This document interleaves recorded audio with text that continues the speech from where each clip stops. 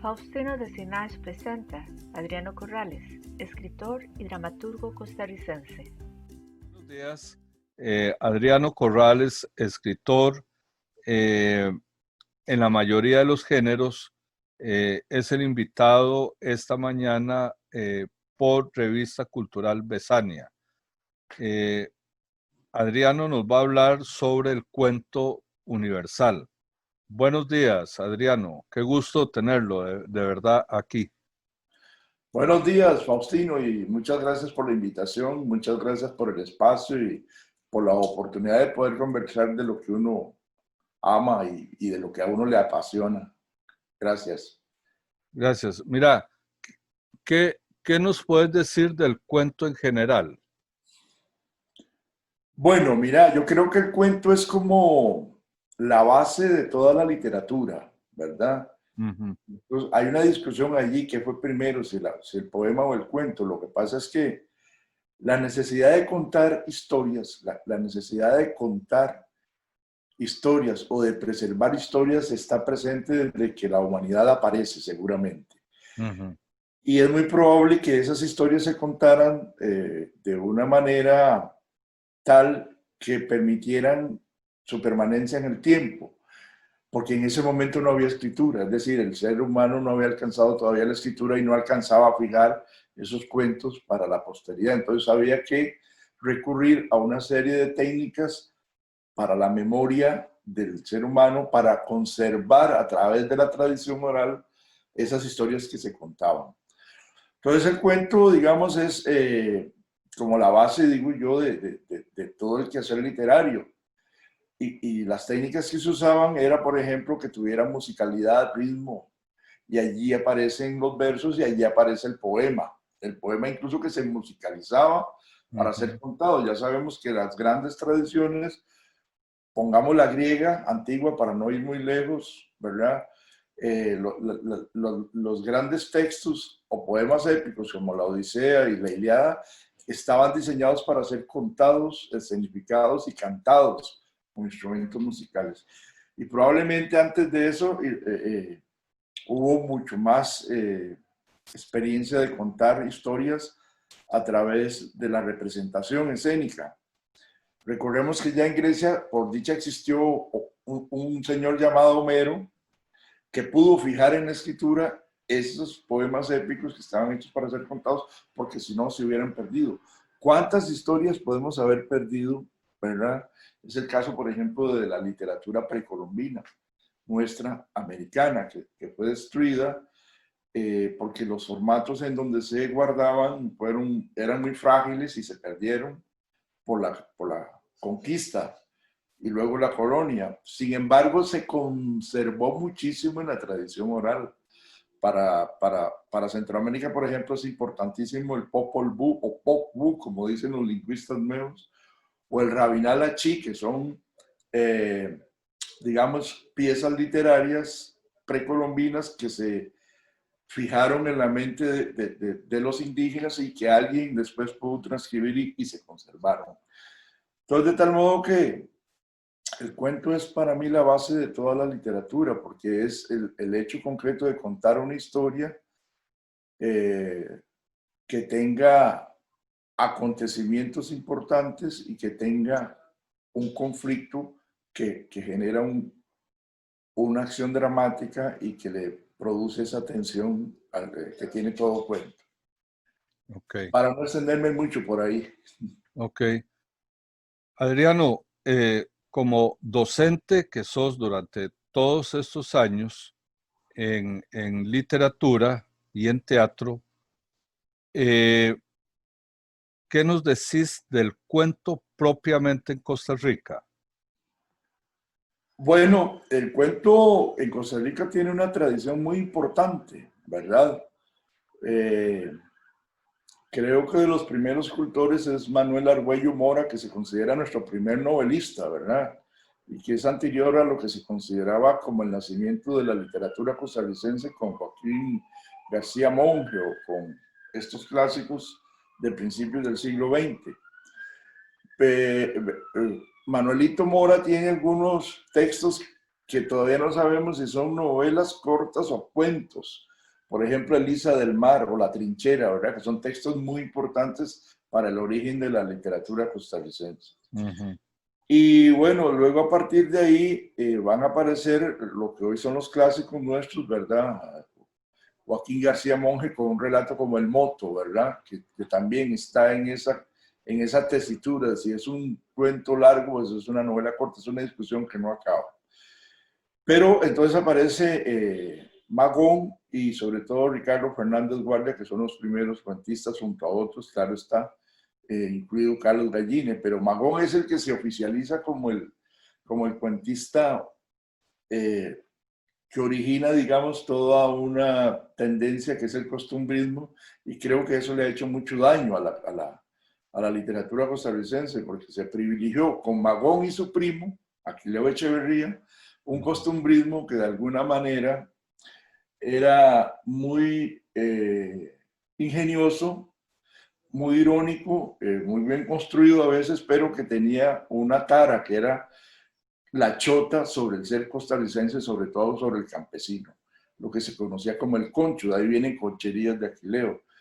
Y entonces esa sátira, esa visión peyorativa del hombre letrado sobre el inculto analfabeto, como el campesino nuestro, el concho, de alguna manera tiñó ese costumbrismo de una literatura con una visión muy patriarcal y paternalista, propia de la época liberal de estos intelectuales. Claro. Pero bueno, ese es el nacimiento. Más adelante se va a desarrollar y nosotros vamos a tener un gran escritor de cuentos que yo digo que está totalmente subvalorado y menospreciado, que es Carlos Salazar Herrera. Okay. Carlos Salazar Herrera debería estar al nivel de los grandes cuentistas latinoamericanos de la época. Carlos Salazar Herrera fue un extraordinario narrador, ¿verdad? Sus cuentos son puntuales, sus cuentos son redondos, sus cuentos son tensos, muy bien escritos, tienen esa síntesis propia del buen cuento y además la temática, que recurre a una temática muy costarricense y que va a los diferentes espacios del país, ¿verdad? La costa, la montaña. Sus personajes son muy nuestros y siempre están en situaciones muy dramáticas.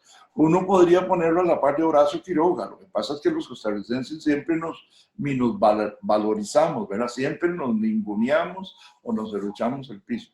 Pero Carlos Salazar Herrera debería estar a ese nivel.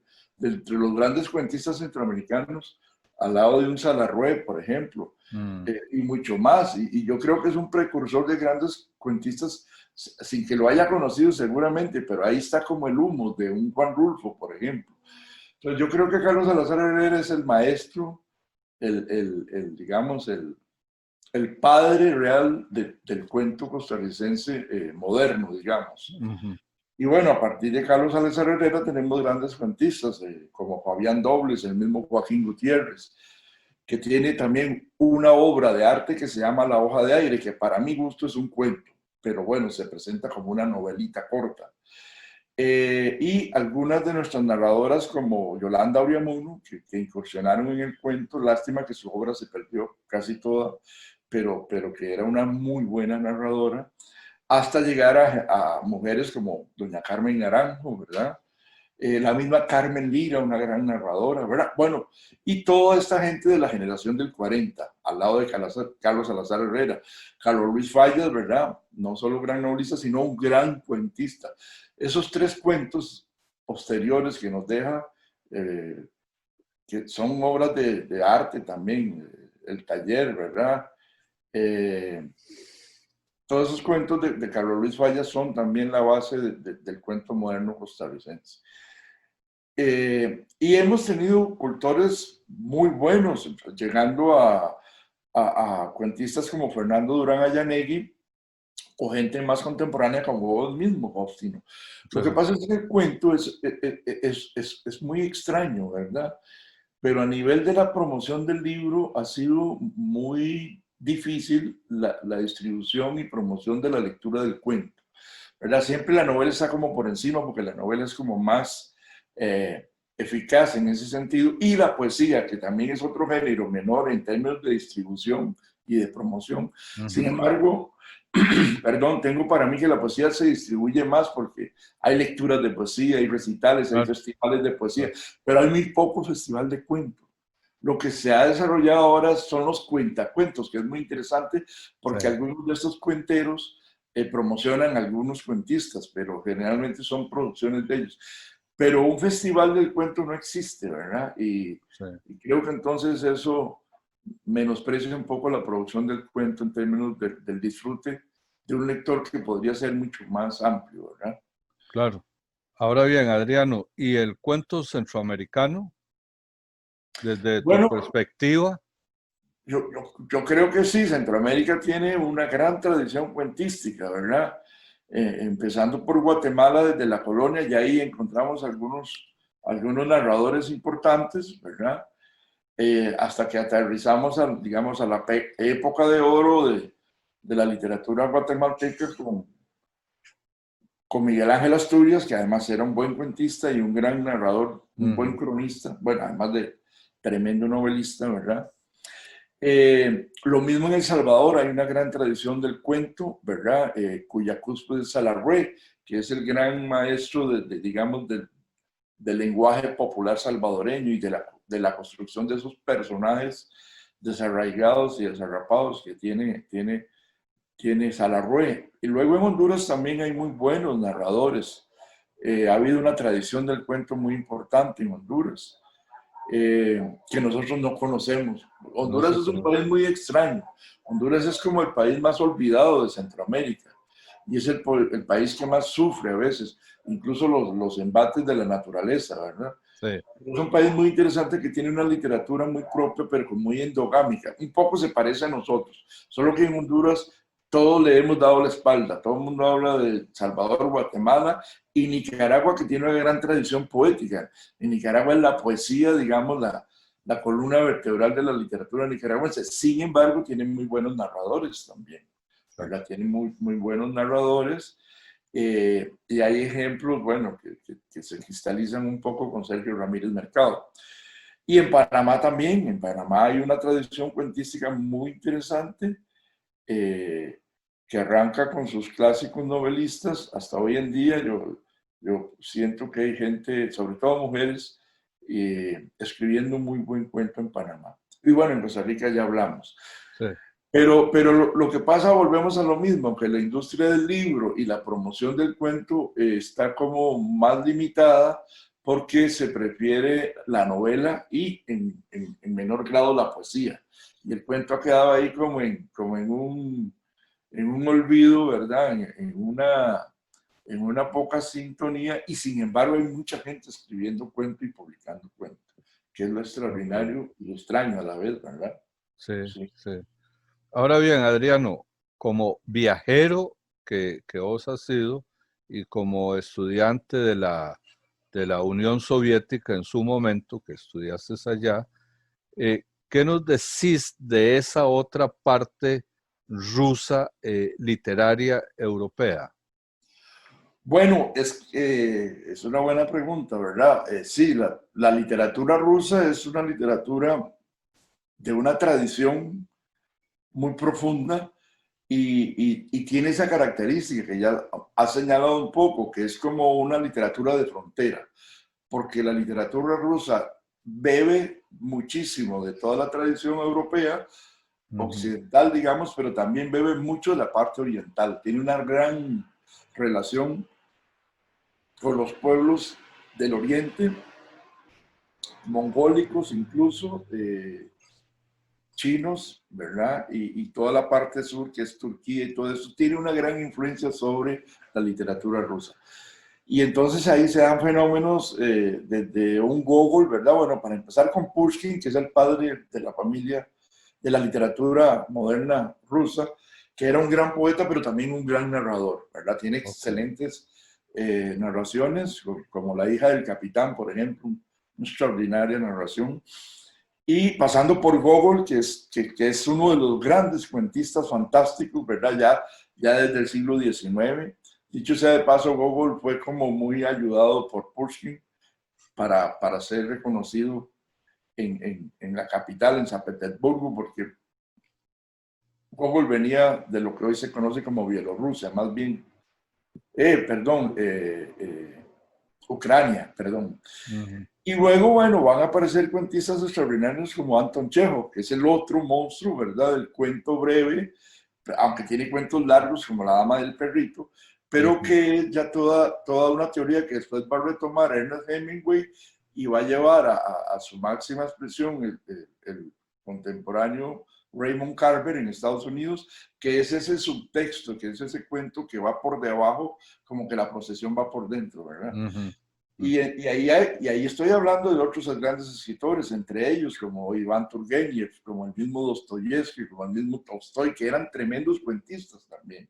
Tolstoy tiene unos cuentos extraordinarios. Y bueno, todo eso es la base de una literatura que ya se presta en el siglo XX a crear una serie de escritores ya reconocidos por todos nosotros, ¿verdad? Sobre todo poetas, pero también narradores, como Boris Pasternak, ¿verdad? Más cerca de nosotros, o soviéticos como Sholokhov, ¿verdad? Ya no son rusos, sino soviéticos. La Unión Soviética ya no existe en este momento, es muy extraordinario. Pero bueno, sí, esa es una literatura muy robusta, tiene esa característica de frontera, digamos, frontera lingüística y frontera cultural, ¿verdad? Que se le da un sabor muy propio y una visión muy espiritual, digamos, de un país que es enorme y que tiene una gran profundidad histórica y cultural, como Rusia, ¿verdad? Claro. Sí, es una literatura extraordinaria, ¿verdad? Muy bien. Adriano Corrales, mira, abusando de vos, abusando de tu conocimiento, bueno, ya nos hablaste del cuento, que esa era la idea central de esto, pero, repito, abusando, hablanos, por favor, de una especialidad tuya que fue actoral, como actor, dramaturgo. Hablanos del teatro ruso, de lo que vos estudiaste y te preparaste y que has manejado siempre muy bien. Bueno, esa es otra fortaleza que tiene, digamos, la literatura y el arte rusos. Una dramaturgia muy importante ya desde el siglo XIX. Hay dramaturgos muy importantes que también van a cristalizar en Anton Chekhov, que Anton Chekhov no solo es un gran cuentista, sino un gran dramaturgo. Y es un dramaturgo que no tuvo éxito, sino su primera obra, que se montó La Gaviota, no tuvo el éxito esperado, sino hasta que la tomó en sus manos un gran director y un gran pedagogo teatral como Konstantino Stanislavski, que es el que monta y crea el Teatro de Arte en Moscú, junto con un socio y compañero y gran director también, y montan La Gaviota, que va a tener un éxito extraordinario ya dentro de una técnica del teatro psicológico, dentro de una técnica de montaje y de preparación del autor totalmente novedosa, y es lo que hoy se conoce como el método Stanislavski. Claro, Digamos que es sobre el cual nosotros trabajamos y que va a incluir tanto, ese método va a incluir tanto el Actor Studio de Nueva York después y mucha de la formación actual de Hollywood. Entonces, Stanislavski es el maestro, digamos, del teatro moderno ruso, contemporáneo y europeo, y digo que occidental, ¿verdad? Porque no solo fue un gran director de teatro artístico, sino un gran pedagogo, y va a desarrollar todo un método que se va a utilizar en toda la docencia de preparación de actores y de directores, no solo en Rusia, sino en Europa y en muchas partes del mundo. Va a influenciar también mucho, un poco, al teatro oriental, de donde va a tomar algunas cositas. Algunos de sus seguidores después van a hacer esas mezclas, ¿verdad? Y entonces el teatro ruso tiene una formación pedagógica muy fuerte, muy robusta, con unas escuelas de gran tradición, ¿verdad? Que nosotros tuvimos la oportunidad de estar por allí. Entonces, sí, mi formación, digamos, técnica, básicamente fue en la dirección de escena. Lo que pasa es que yo no pude ejercer mucho el teatro por una cuestión comercial, digamos. Cuando yo regreso a Costa Rica, el teatro está en absoluta crisis y hubo de buscar otras ocupaciones porque haciendo teatro no podía sobrevivir. Pero el teatro es una pasión para mí, el teatro sigue siendo un elemento fundamental en mi trabajo. Ahora, digamos que soy más espectador y ahora soy más investigador en ese sentido. Yo he trabajado mucho sobre todo la parte del teatro popular centroamericano, que me interesa muchísimo, Okay. con figuras como la de Rafael Murillo Selva en Honduras, que es otro gran teatrista, olvidado, muy poco reconocido, pero sobre el que yo hice una investigación muy fuerte.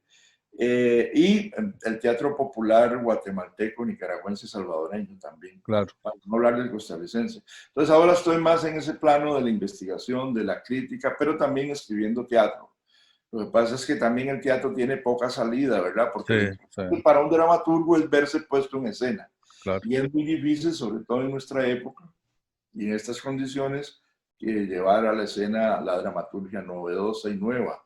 Pero Claro. bueno, ahí quedará ese trabajo para la posteridad, a ver cómo, si alguien lo retoma. Bueno, sin embargo, eh, eh, sabes suficiente y nos puedes orientar. ¿Cuál es la influencia que ha tenido Costa Rica del teatro? ¿De quiénes ha tenido esa influencia? ¿De los rusos? ¿De los españoles?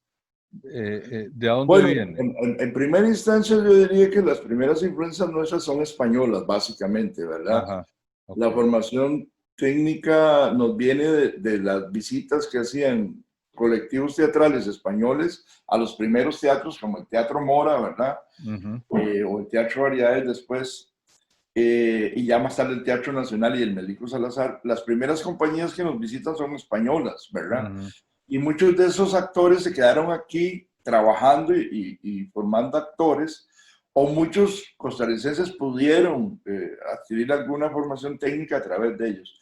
También algunas compañías italianas, pero sobre todo musicales, tuvieron una influencia sobre los orígenes del teatro costarricense. Y bueno, ya después alguna gente que pudo ir a estudiar a Europa, sobre todo a Inglaterra, o tuvimos gente que pudo ir a estudiar a Inglaterra, y ya un poco más tardíamente a Rusia y a la Unión Soviética, ya en los años 50, 60, 70 más bien. ujú. Pero nosotros tenemos una gran influencia en los años que llamamos dorados del teatro costarricense, que son los años 70, de una migración muy importante que hubo de teatristas del Cono Sur, ¿verdad? Sobre todo argentinos, chilenos y en buena medida uruguayos, ¿verdad? Ujú, Aquí tuvimos, por ejemplo, los hermanos Catania, argentinos, a un grupo de teatristas chilenos muy fuerte, muy grande. Algunos ujú, retornaron, algunos todavía viven con nosotros y se quedaron aquí. Y estuvo la presencia, por ejemplo, de un gran director teatral uruguayo como Atahualpa del Chopo, que estuvo trabajando aquí, que además impartió docencia, de tal modo que nosotros recibimos una playa de teatristas del Cono Sur que tuvieron que exiliarse por las dictaduras militares que asolaron sus países y que vinieron a trabajar y a dejarnos una gran enseñanza y una gran escuela en el teatro costarricense, que fue, digamos, lo que conocemos como los años dorados, 70 y 80. Después vino ya la crisis de los 90 y se nos cayó. Pero claro. sí, básicamente, bueno, también ya después tuvimos algunos teatristas que pudieron irse a formar a Estados Unidos también, a las escuelas de Estados Unidos, ¿verdad? Eh, y sin embargo, a pesar de ello, nosotros hemos tenido una formación técnica bastante buena en cuanto a la puesta en escena, pero dramatúrgicamente nos ha costado despegar, es muy interesante, ¿verdad? Sí. La dramaturgia costarricense se ha quedado un poco como rezagada, a pesar de que tenemos dramaturgos muy interesantes, ¿verdad? Y hay gente escribiendo y haciendo teatro. Y hay Claro. una nueva hornada de dramaturgos, ¿verdad? Pero siempre ha ido como detrás del trabajo técnico, actoral y de la puesta en escena, es muy interesante. Adriano, ¿y esos trabajos de investigación que estás haciendo sobre el teatro centroamericano, qué nos decís? Bueno, en ese momento podría decir que el teatro centroamericano atraviesa una crisis, de esta crisis que estamos hablando, Sí. que tiene que ver con todos los problemas económicos y sociales y políticos de nuestra región, pero también tiene que ver con un problema técnico y tecnológico, ¿verdad? La influencia del mundo audiovisual ha golpeado muchísimo al teatro, ¿verdad? Claro. Sobre todo la televisión y el cine. Y además hay un elemento que es muy interesante, porque mucha gente que empezó haciendo teatro ha terminado también ingresando al cine. Y en Centroamérica se está produciendo mucho cine. Ahora hay mucho más facilidades, se abarataron los costos. Entonces, por ejemplo, Guatemala está haciendo cine de muy buen suceso, ¿verdad? Sí. Acabamos de ver una película, La Llorona, muy buena, ¿verdad? De factura guatemalteca, de un gran director. Sí. Pero también en Costa Rica se está haciendo buen cine, en Nicaragua también.